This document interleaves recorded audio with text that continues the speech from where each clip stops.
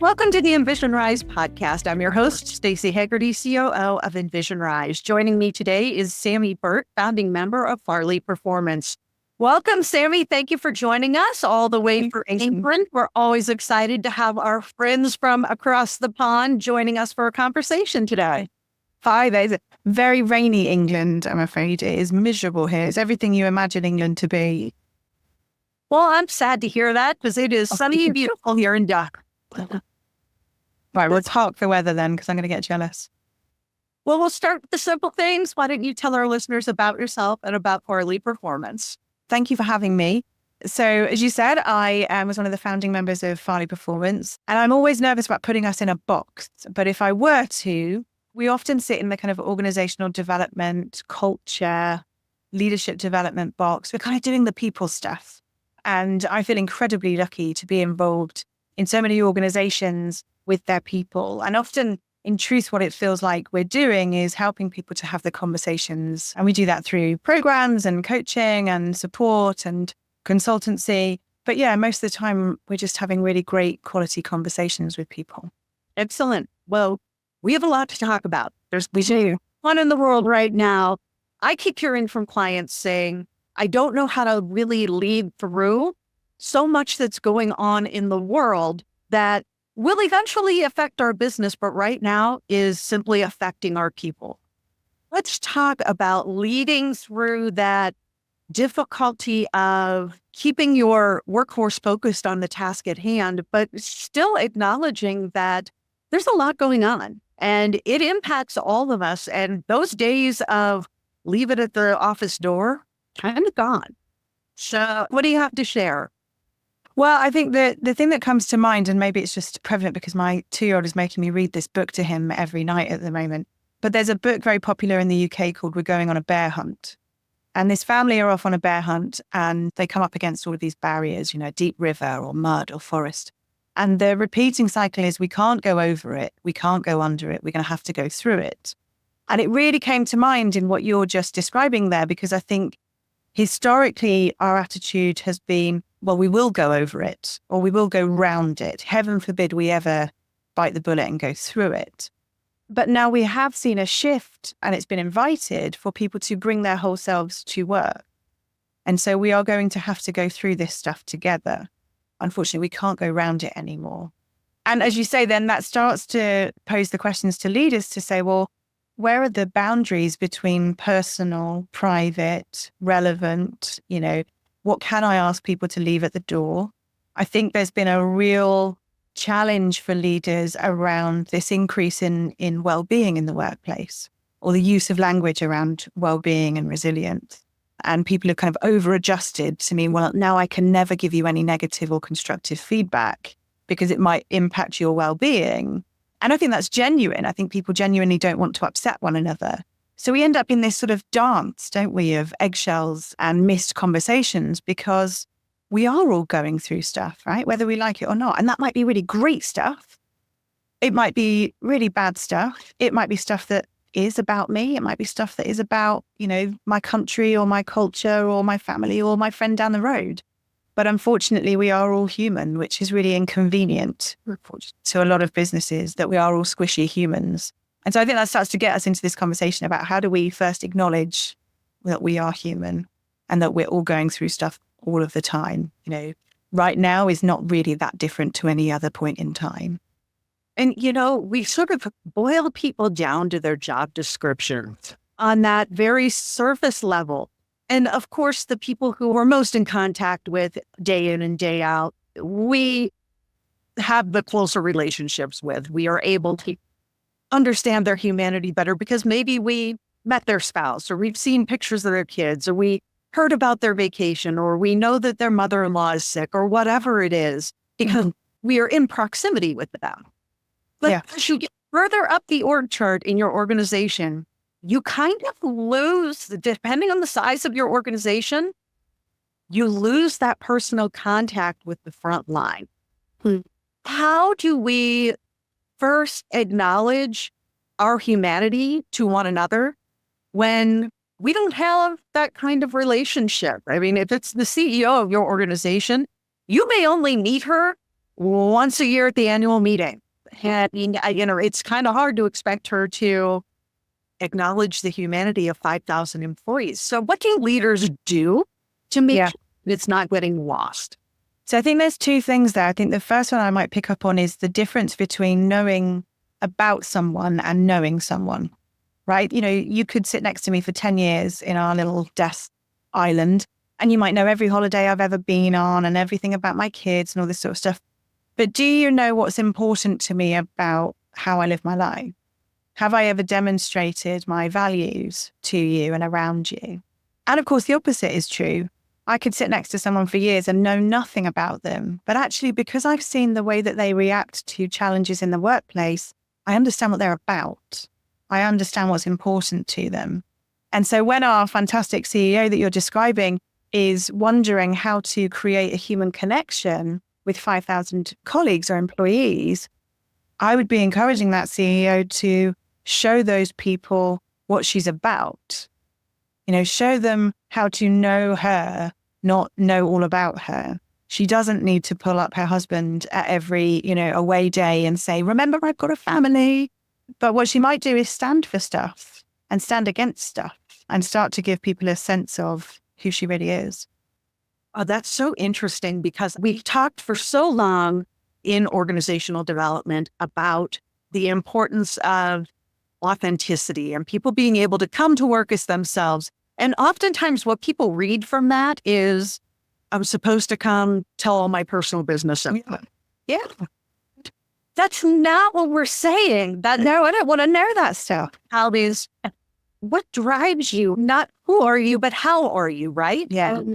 How can leaders start to draw that out of people? That doesn't mean we don't want to hear about your weekend, but a lot of people are uncomfortable with that. When my dad was working, he's retired now, but when he was working, it would have never occurred to him. I doubt he even had a picture of his family on his desk, not because he doesn't want, because it's just not relevant. That's not relevant. That's not who he is. It's not kind of what that generation did. So how do we encourage people to understand that how you are is something we do want to see? There's probably lots of ways, right? So I'll try with one answer. I think it's demonstrating it. So if, for instance, fairness is incredibly important to me, well, then I need to stand up to inequality. And that doesn't just mean sticking my nose in everywhere.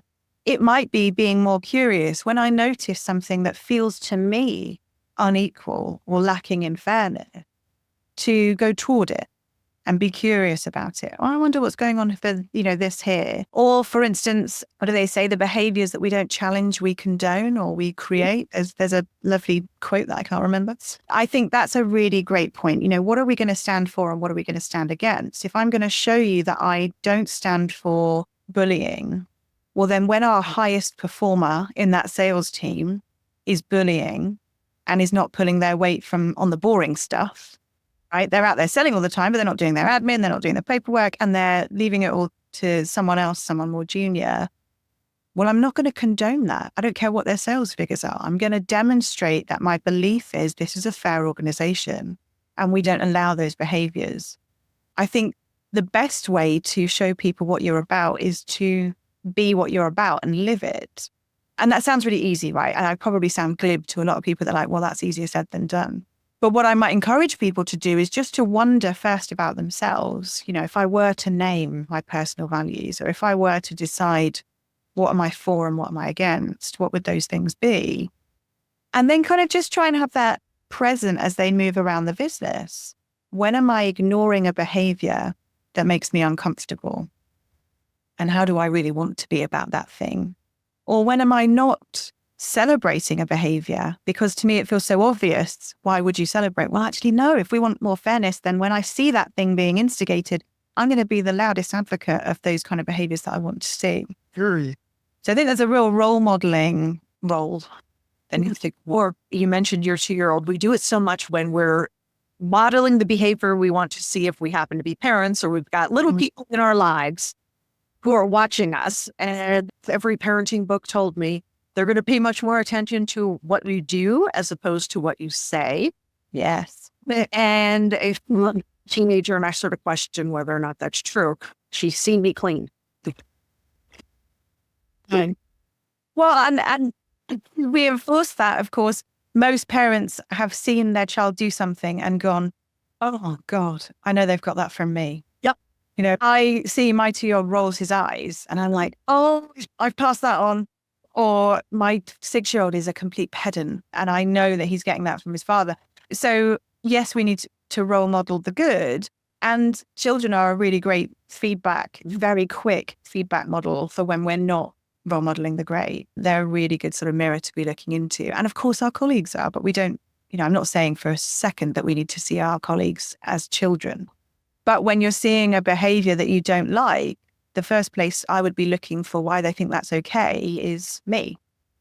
There are a lot of organizations that were doing great before COVID and went into survival mode. Those that came out of COVID may still be in survival mode. Honestly, most people are not their best selves when they are in survival mode. And we've been in that position for far too long now. It's been years. Yeah. So what do you say to leaders who their business truly is barely surviving? Yes. The pressure that comes with that. And, all of these show up as your authentic self, role model the behaviors you want to see. Those sound great, but they go out the door when it's, I'm not sure if we're going to make payroll this week. Yeah. So what do you do to encourage leaders to not throw those very important things to the side? Because that may be the thing that saves your company. Absolutely. I think as any great coach would say, you need to create an emotional connection with the way that you want to be. Because we can all sit here and theoretically agree that we want to be X, Y, and Z.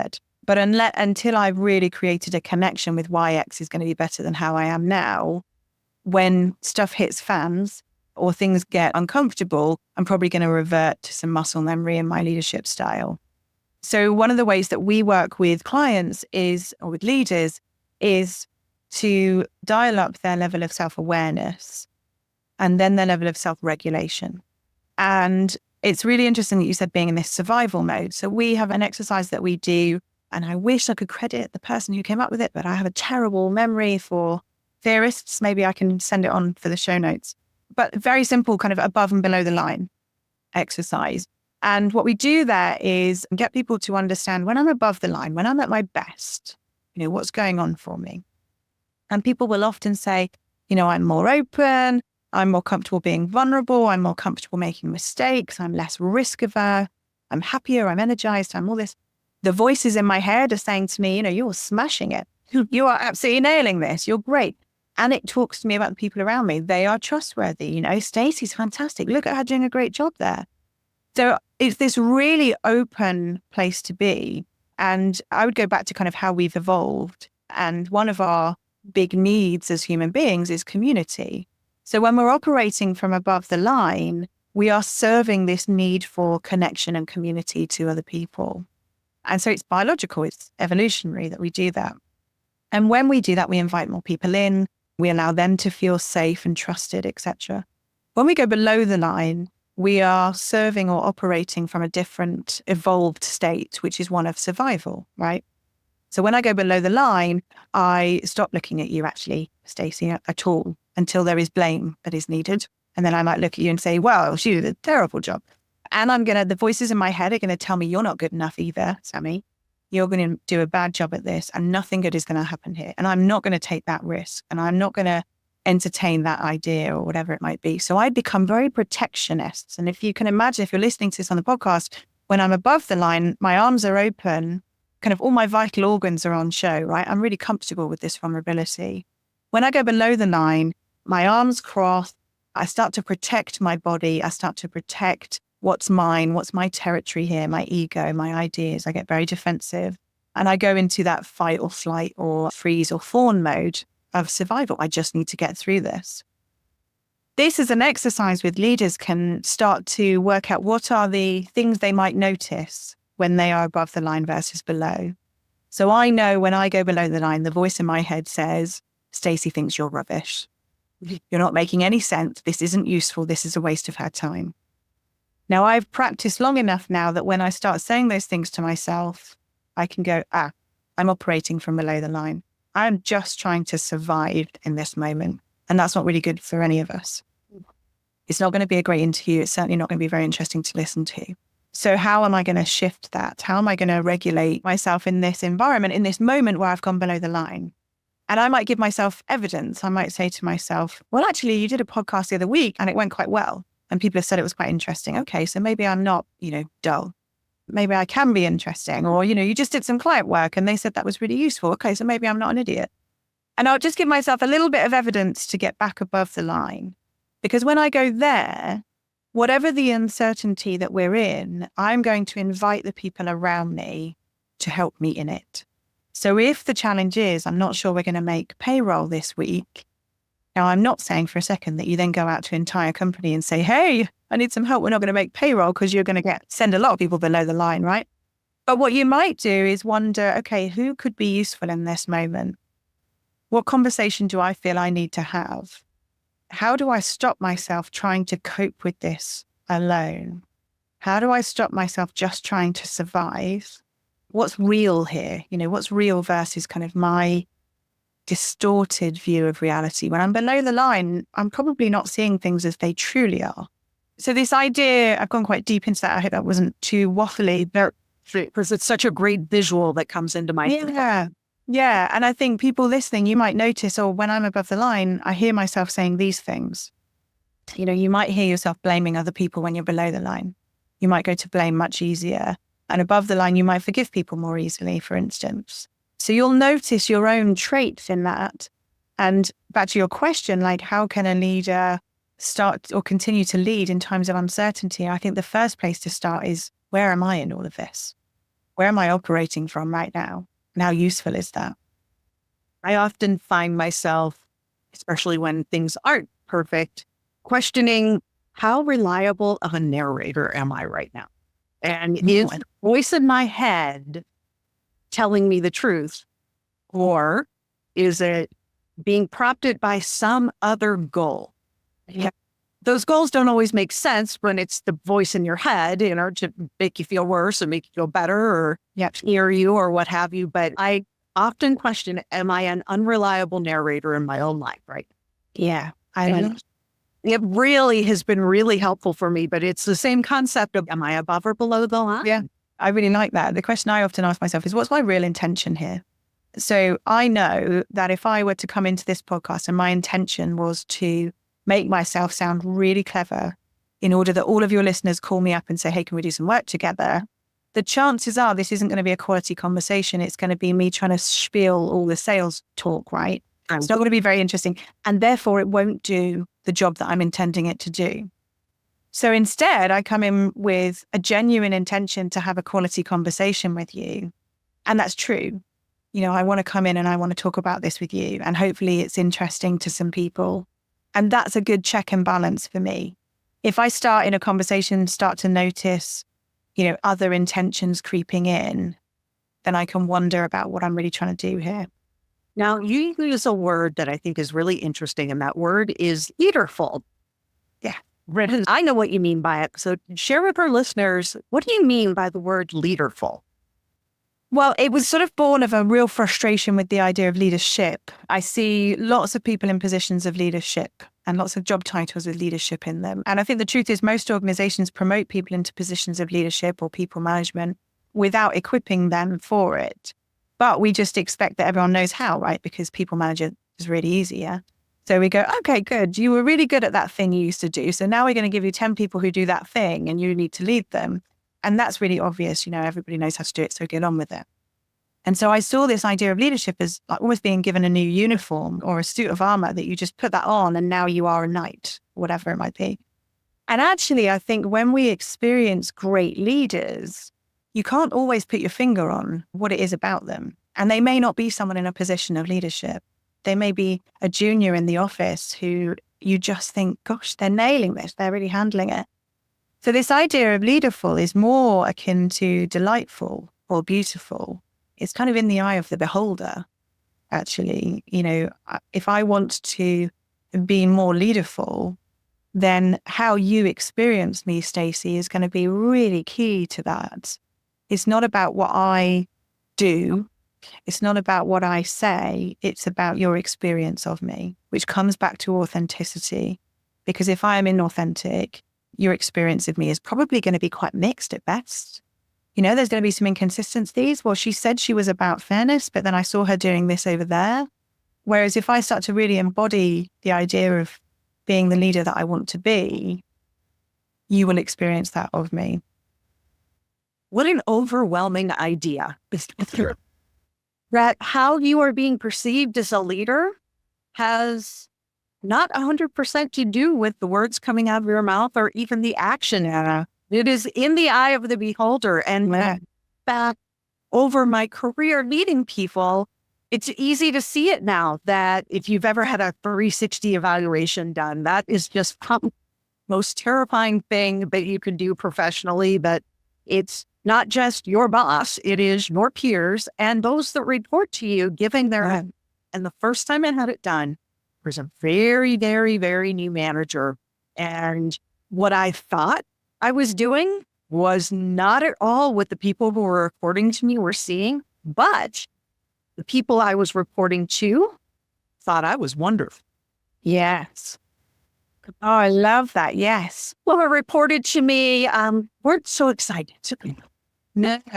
Well, of course, because if I'm seeing you get stuff done, if I'm your boss and I'm seeing you get stuff done, well, great. She must be a fantastic leader because all the things we want doing are being done.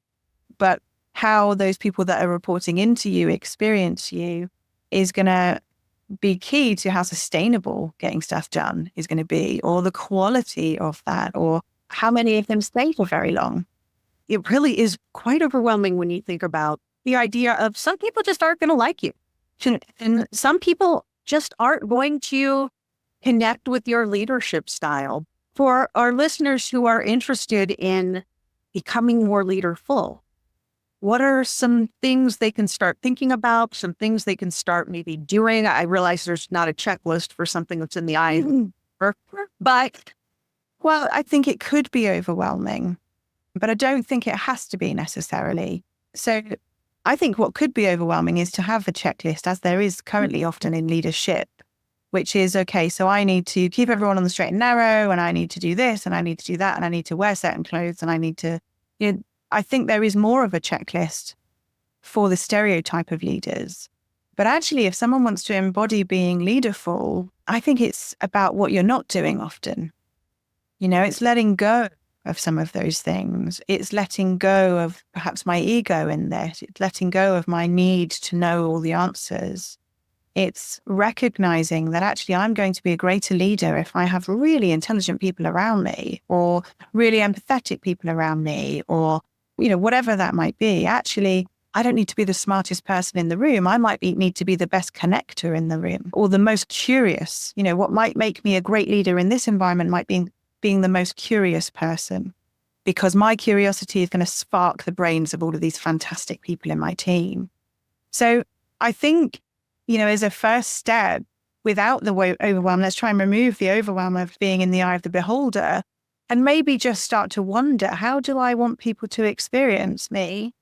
And what of that is authentically me? And how can I be more of myself? And so back to where am I operating from, that kind of above and below the line, that can be really key. If I'm operating from below the line, I'm probably not going to be as much of the person that I want to be as I could be. And just start to notice. I think that would be the first step. Just start to notice where you're operating from, what's going on for you right now. This is such a great concept. I'm going to be thinking a lot about the concept of leaderful. That might mean to my colleagues, to my bosses, to my clients. There's a lot there to unpack. Sammy Burt, I appreciate your time today. We have come to the end of our episode, but I do want to give you a chance. How can people get in touch with you if they'd like to learn more?